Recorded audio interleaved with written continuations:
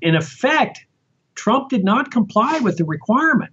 What the National Archives, which is an independent agency, should have done is say, Mr. President, you have not sent us the certification required by law. Your request to have another 6 months to review these documents is not in accordance with law. We are ignoring your request, and we're going to proceed and release the documents anyway. That's what they should have done. You're listening to the Corbett Report.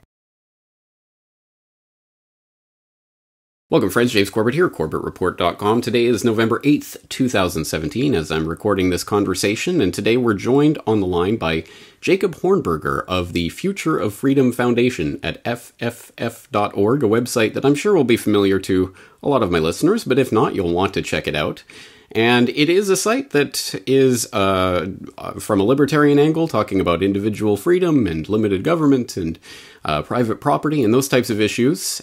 But that's not quite what we're talking about today. Today we're talking about another side of Jacob Hornberger's research interests, namely the Jfk assassination. Of course, Jacob Hornberger is the author of the Kennedy Autopsy, as well as Regime Change, the Jfk Assassination, and co-author with Douglas Horne of JFK's War with the National Security Establishment, Why Kennedy Was Assassinated. So the links to that will be in the show notes for today's episode, as well as the Future of Freedom Foundation at fff.org. Jacob Hornberger, thank you for joining us on the program today. Oh, it's a pleasure. Thanks for having me, James. Well, it's good to have you here today to talk about an important subject that obviously has been in the news for the last week or two, as people will have seen. I've been talking about it for a few months now, knowing that this was coming up later this year and realizing that there'd be some shenanigans going on with this release of files from the CIA archives regarding JFK. But before we delve into the specifics of that, it may not be apparent to the casual listener or viewer why the Future of Freedom Foundation and fff.org founder and president Jacob Hornberger would be so interested in the JFK assassination. What is your relation to the JFK story, and why are you interested in researching it? Yeah, I'm glad you started out with that question, because I was intrigued by your introductory comment when you said, well, we're devoted to the principles of freedom and limited government, but we're going to talk about something else today, which is the Kennedy assassination. And actually, I see it as all part of the same thing, that we're talking about the concept of limited government. And that means a constitutionally limited republic to many libertarians. That is a government whose powers are extremely limited. They're enumerated to those enumerated in the Constitution. Well, after World War II, the United States was converted from a republic to what we call a national security state.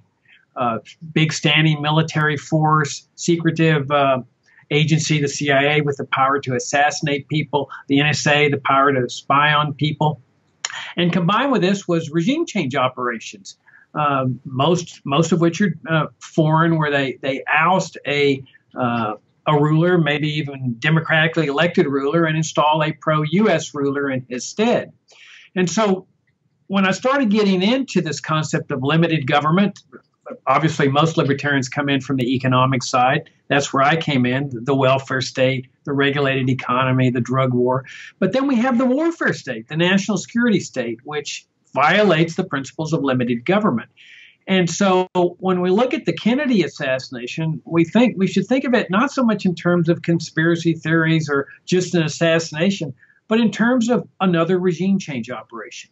So libertarians talk about the regime change operations in Guatemala, in Iran, in Chile, where the CIA ousted democratically elected leaders and installed pro-military, militarist leaders in their stead. The Kennedy assassination was no different. Kennedy posed a grave threat to national security in their minds. He went to war with the national security establishment over the future direction of America. He was reaching out to the Russians and the Cubans in a spirit of peace and friendship. He was negotiating with them secretly to end the Cold War. And these were all things that Arbenz in Guatemala had done, that Allende in Chile had done, that Castro in Cuba had been doing. And so the national security state was faced with a choice. Do we leave a president in that is a grave threat to national security, that is threatening our country with a communist takeover? Or do we do what they considered the patriotic thing, the same thing they did in Chile and Guatemala and tried to do in Cuba? Do we oust the president from office and install a pro-militarist president that will get us into Vietnam to stop communism and so forth. That's where this thing fits in with FFF's mission statement. And bada bing, bada boom, Gulf of Tonkin and Vietnam War and 50,000 Americans dead and however many millions Vietnamese and Laotians and others dead as a result of that action. So pretty important. I think we'll circle back to that idea, but let's get to the meat and potatoes of what we're talking about today.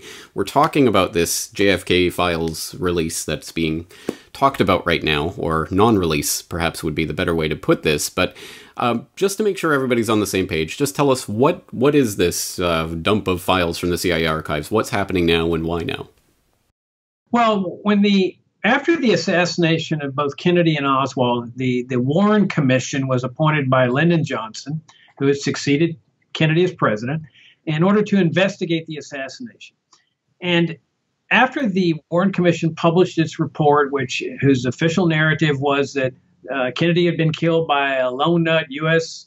Marine communist, former U.S. Marine communist, with no motive, they said that most of the records that they had relied upon from the national security state in their investigation would remain secret for 75 years. Now, this made no sense on the surface of it. I mean, if this is a lone nut, why is everything shrouded in national security secrets? Well, then you had the House Select Committee on Assassinations in the mid-'70s reinvestigate the Kennedy assassination because clearly most Americans were not satisfied with the official narrative. They never believed it. And then even then, they kept many of the records secret. Well, in 1991, Oliver Stone comes out with his movie JFK, which directly posits that the Kennedy assassination was a regime change operation. And at the end of that movie, he has a little blurb that says they're still keeping their records secret. And the implication, of course, was that they're keeping it secret to advance their cover-up of what they did. Well, there was so much outrage from people that saw the movie that it was really an example of people power. People demanded that Congress do something about this secrecy over the vehement objections of the CIA, the military, and so forth that wanted to keep these records secret. Well, Congress was forced to act, and George W. Bush was president at the time. H.W. Bush was president, and Bill Clinton boxed him in by saying, I support this law. And so Bush, who had been former director of the CIA, said, well, I support it too. So they enacted this law, the JFK Records Act, and it mandated that the CIA, the FBI, the Secret Service, and other federal agencies now finally had to end their secrecy and share their JFK assassination-related documents with the American people. And to enforce this, they brought the Assassination Records Review Board into existence, the ARRB. Well, thousands of documents, hundreds of thousands of records came to be released as a result of that, with very interesting information that Americans had never known about, especially relating to the autopsy on President Kennedy's body, and much evidence that pointed toward a cover-up. But somebody had slipped a provision in the law that said that even though the ARRB would go out of existence in '98, that the federal agencies had another 25 years to maintain the secrecy of their records. And that 25 years would expire on October 26, 2017. And at the time, they undoubtedly must be thinking, oh, well, what's another 25 years? By that time, who will care? A lot of us will be dead. And so lo and behold, the deadline was finally approaching in the last few years. And some of us said, it's not going to matter. They're not going to release these. They're too incriminating, especially those relating to Oswald's trip to Mexico City, which is still shrouded in mystery. And sure enough, Trump comes out with this two big tweets saying, oh, I'm going to release the records. And on the day of the deadline, he changes his mind and he prevails upon the National Archives to keep the record secret with the exception of about 2%. Now, we're talking about tens of thousands of records, and they release the grand total of about 2%. And Trump says, well, we just need more time. The CIA needs more time. The FBI needs more time to review these records, even though they've had at least 25 years to review them. And so we'll take a look at the situation again 6 months from now. Well, the law didn't give him that authority. It didn't give the National Archives that authority. The law was very clear. Unless he issues a certification that these documents are going to adversely affect national security, the National Archives was under a legal duty to release all records without redactions. They did not do that. The law was not complied with, and so now we're sitting with 2% of the records and 98% of them still being kept secret. So let's just underline that for people, that if Trump had done absolutely nothing, sat back and ate chocolate cake or whatever, instead of signing his memo, giving this carte blanche to all these agencies to redact whatever they want and take more time, then they would have been released, or should have been released. But as it is, because Trump intervened, he actually intervened to give this magical amount of time to these agencies to continue redacting and holding back these documents. That's exactly right. And they were preparing for this. There's a video online from 2015 from a woman named Martha Murphy, who's an official with the National Archives, where she says, we are now preparing for this. And if Trump had done nothing, then presumably, even if the CIA had wanted the National Archives to wait, the National Archives would have gone forward. But if you look at the language of the statute, in effect, Trump did not comply with the requirement. What the National Archives, which is an independent agency, should have done is say, Mr. President, you have not sent us the certification required by law. Your request to have another 6 months to review these documents is not in accordance with law. We are ignoring your request, and we're going to proceed and release the documents anyway. That's what they should have done. But they deferred to authority, and so now we're sitting with this kind of limbo land. You don't have the ARRB anymore. I should mention that these agencies made several requests during the term of the ARRB for continued secrecy, and President Clinton, to his credit, denied every single one. And of course, nothing happened. The United States didn't fall into the ocean, and the federal government wasn't taken over by the communists. So this national security rationale is patently ridiculous. These are 50-year-old records, and nothing's going to happen to the United States. In fact, what really is going to happen is the CIA is going to look pretty bad, in my opinion, when these records are finally released, if they are ever released.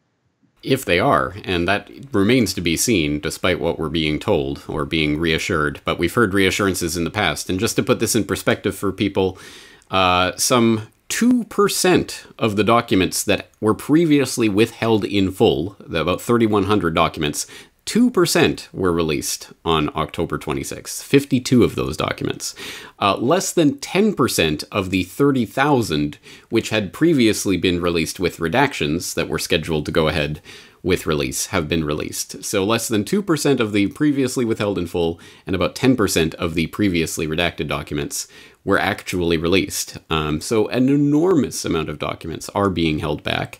And there has been, as far as I know, at least one more subsequent release of documents since that initial release. Another, I believe, 600 some odd documents have been released, and they the note on the National Archives said that this is part of a revolving process that's going to continue for the next 6 months to meet this deadline that supposedly is going to be met for next April, where supposedly all of these documents will be released. And just to be clear, this isn't, as I framed it earlier, just CIA documents. This is documents from all manners of agencies that have some manner of pertaining to the JFK assassination. Is that correct? That's correct. Okay, well, let's talk about some of the documents that we have seen so far. And I will note that I was here on my program a few months ago talking about this release and saying that it looks like they're trying to set something up to once again bring in the, well, did Oswald have Russian help angle to continue flogging the official story about Oswald. And lo and behold, one of the prominent headlines on USA Today after this release, JFK Assassination Files, Oswald meets KGB officer at Soviet Embassy in Mexico City. As you were talking about before, the Mexico City trip being well churned in the mainstream press, and obviously the KGB officer angle and all of this swirling around. Tell us about this mysterious Mexico City trip and the types of documents that are coming out now regarding it. Yeah, if we go back to 1953, we find a long secret CIA memo. Well, it was a report, a study. It was like a manual on assassinations. And it was clear, as you look at that the CIA was specializing in assassination practically from the very beginning. and also cover-up. There's indications in the study of assassination, and you can read it online, where they said, we can have contrived accidents to hide our role in these assassinations. And they have various ways to assassinate people, including, of course, with high-powered weapons, which they refer to which can be effective in assassinating public figures. So you've got to assume that when the CIA engages in a covert assassination, it's going to be first class. I mean, this is an organization that specializes in assassination, much like the mafia does. And so when you've got to put the Kennedy assassination in that context. Now, the standard question, James, is always, did Oswald act alone, or did he act in conspiracy with others?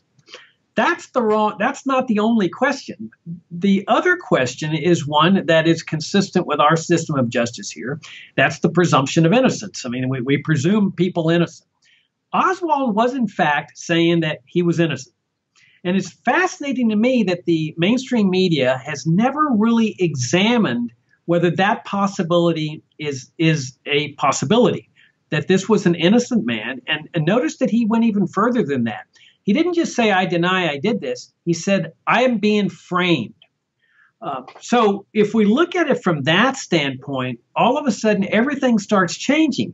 If this is a man who's been framed by the national security establishment, obviously secrecy is going to be an essential element in the cover-up, because as good as you can make a case that when a guy's being framed, it's hardly ever perfect. So they can put the rifle there. They can have the little boxes set up where the assassination supposedly takes place. They can hide the rifle. They can do all sorts of things. Communism is his background to frame the guy, but it's never going to be perfect. Things are going to go wrong. And it's clear that when you start looking at the Mexico City side of this thing, everything went wrong with the Mexico City side.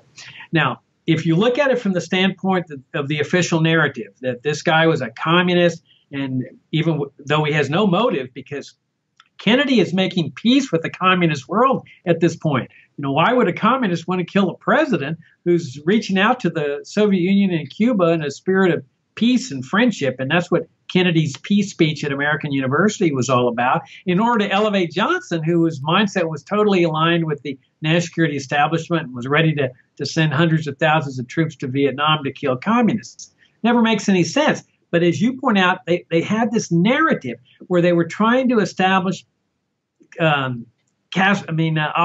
communist bona fides. He's going to the communist embassy. He's going to the Soviet embassy, where he's meeting with a Soviet premier assassin. Now, what's come out in these documents, even just the 2%, this is what we keep telling people, that if you're looking for a smoking gun, like a videotaped confession or a memo outlining how and why they did this regime change operation, you're never going to find that. Instead, it's the little tidbits of circumstantial evidence that fill in the mosaic. Now, what Jefferson Morley has from jfkfacts.org, he's a former Washington Post reporter, has discovered is that the CIA was closely monitoring Oswald's activities in the weeks prior to the assassination. That's something they have kept secret for decades. Morley uncovered it. And in this latest batch of documents, they unredacted a tiny provision in one of the records that shows that these monitoring reports were being secretly funneled to James Jesus Angleton, who was counterterrorism chief for the CIA and who is widely believed by assassination researchers to have played a prominent role in this regime change operation. Now, the CIA does not report any of this. I mean, here's a guy meeting with this Soviet assassin. You would think the CIA, if this is all on the up and up, is out there calling the Secret Service saying, hey, we got this guy meeting with a secret assassin. He's moving to Dallas, calling the FBI. They keep it all close to their chest. Everything's secret. For decades, they keep this stuff secret. Now, does that stand to reason? I mean, these are people whose job is to protect national security, to protect the president from assassination. Doesn't make any sense at all. But if you turn it around and you look at it in terms of a frame-up, that here's Oswald, who presumably is an intelligence agent, and that's what the rumors that were going around. The Warren Commission had a special top secret meeting addressing that issue, whether Oswald had been a secret agent portraying himself as a communist, which they had. They were infiltrating the Communist Party with agents that had the appearance of being genuine communists.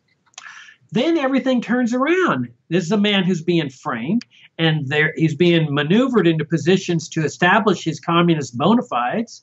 He's being ordered to Mexico City. He's being ordered to go to these embassies, and they're closely monitoring him. Why? To make sure that he hasn't figured out what they're doing to him. Because if he figures out he's about to be framed, obviously things are going to blow up.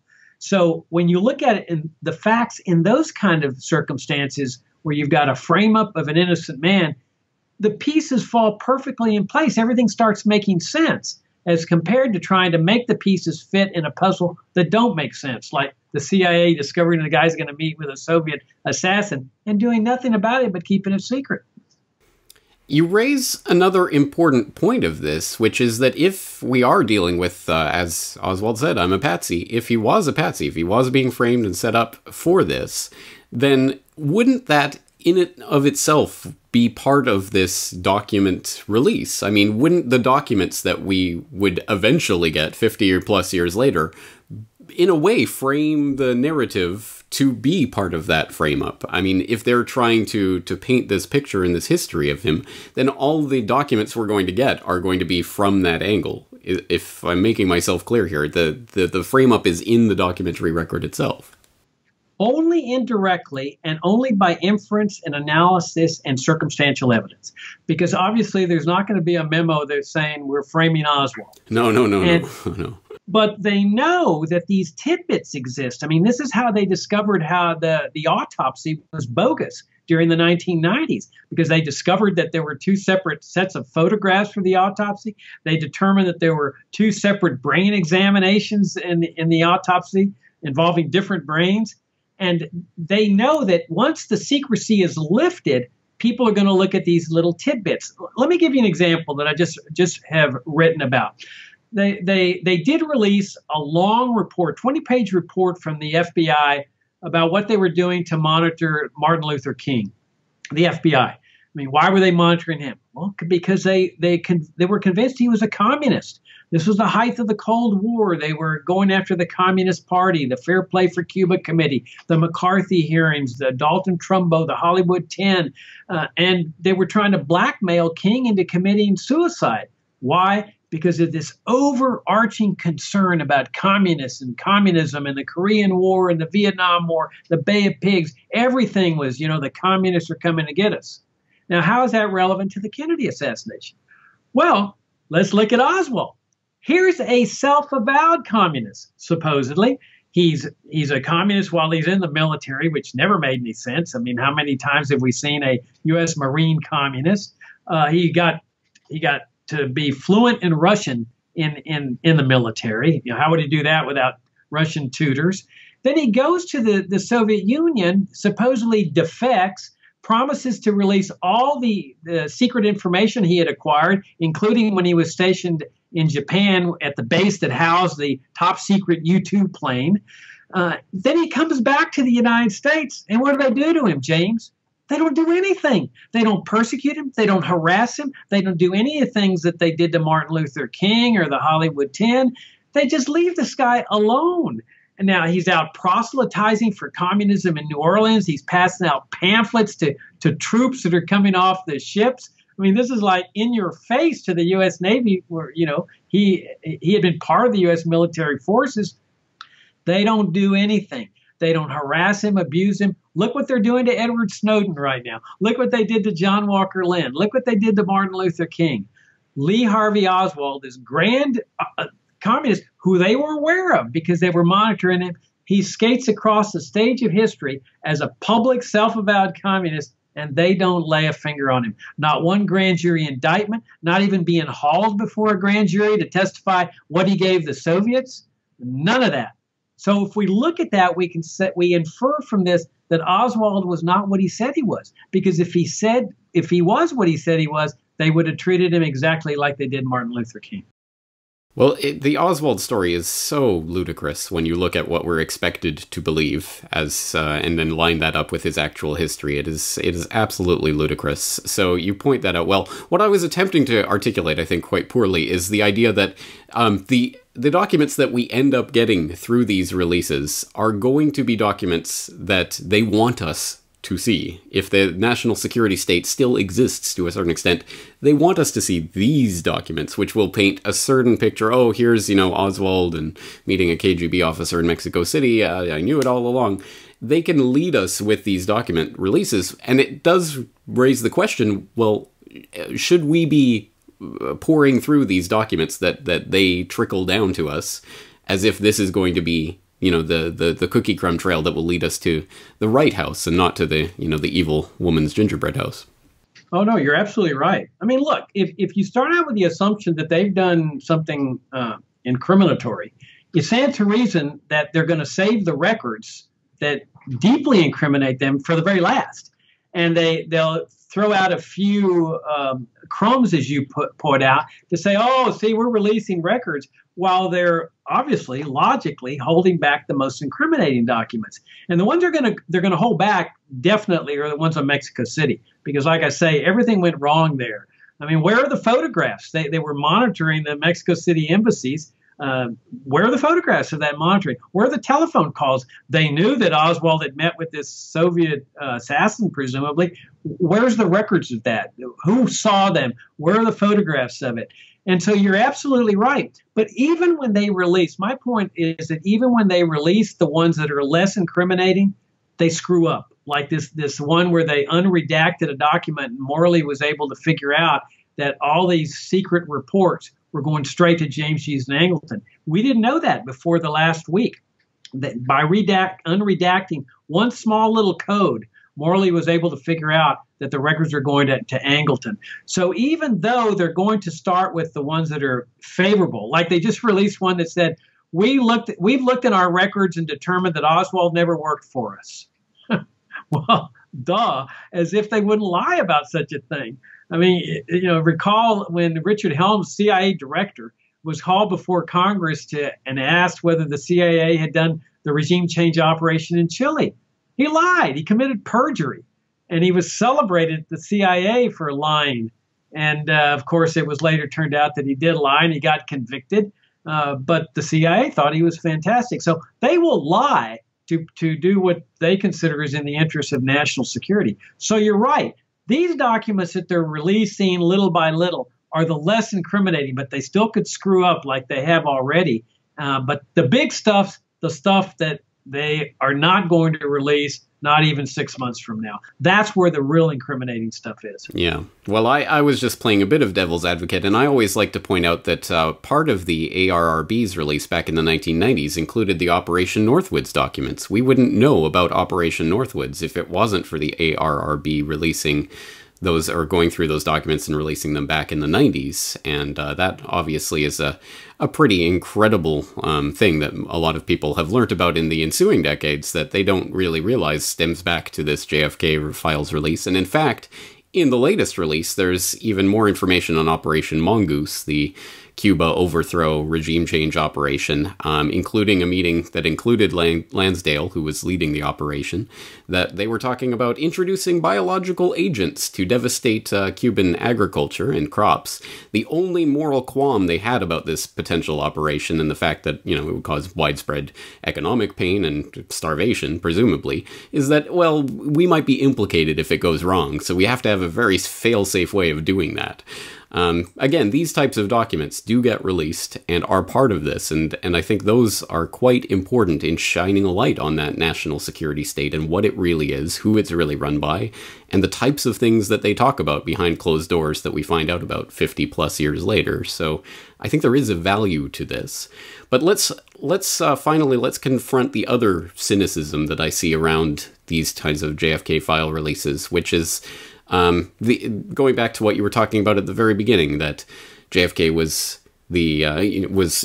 making some sort of peace overtures with the Russians and defusing the Cold War and was in that way a threat to the national security state. There are those who will say, a president's a president. They're all in bed with the security state in some way or another. The Kennedy myth of him being this virtuous, Mount Olympus god descended from heaven to lead the United States out of the wilderness or whatever is a lot of myth and hoopla. And there is a lot of myth that is still propounded to this day about JFK ending the Fed and all of this. He had no intention of anything of the sort, but this still gets thrown around as the real reason that he got assassinated. How do we confront that type of cynicism, that it wouldn't have made a difference? You assassinate him, you don't assassinate him. The military-industrial complex would have had their way. They would have had Vietnam one way or another, by hook or by crook. Would it have made a difference if there was an assassination or if there wasn't?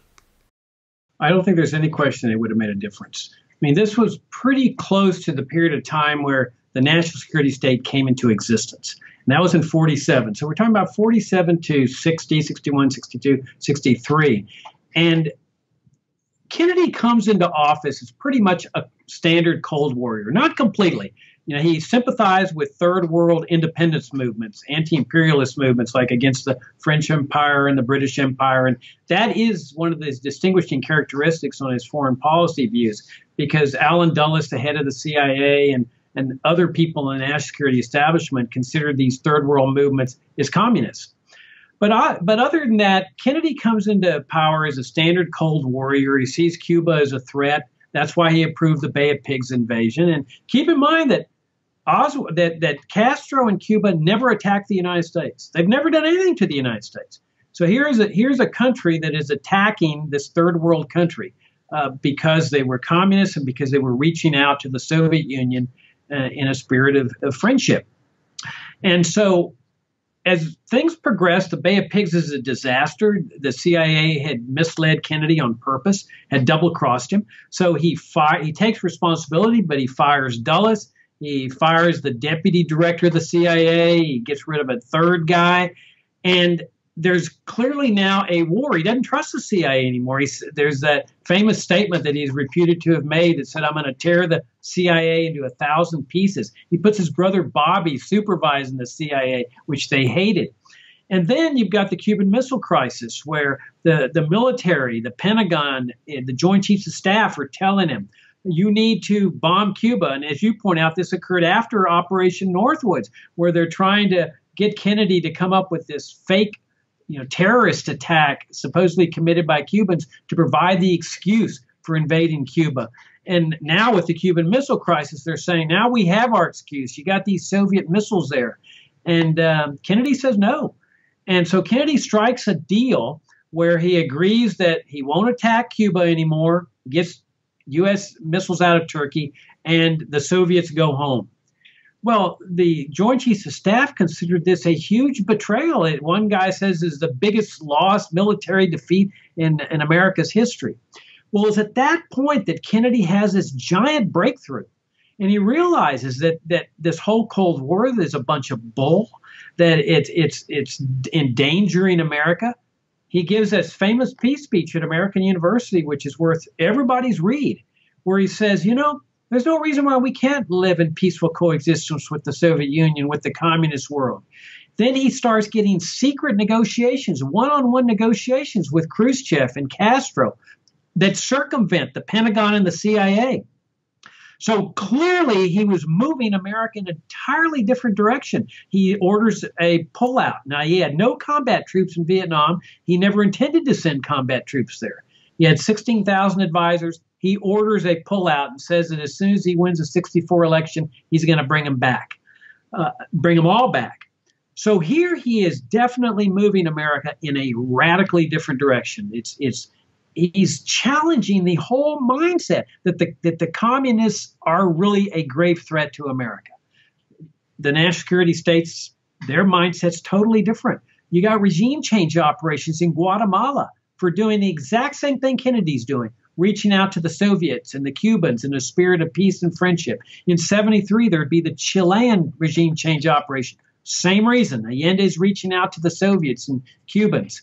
And so if that had happened, if Kennedy had stayed in office, things would have clearly come to a head. Now, I can't tell you who would have won, But clearly, at that period of time, so close to the conversion of the U.S. to a national security state, where a lot of people were still alive that had lived without a CIA, without a big standing military establishment, without an NSA, it's very possible once the Cold War was over that people would have said, hey, what do we need this apparatus for?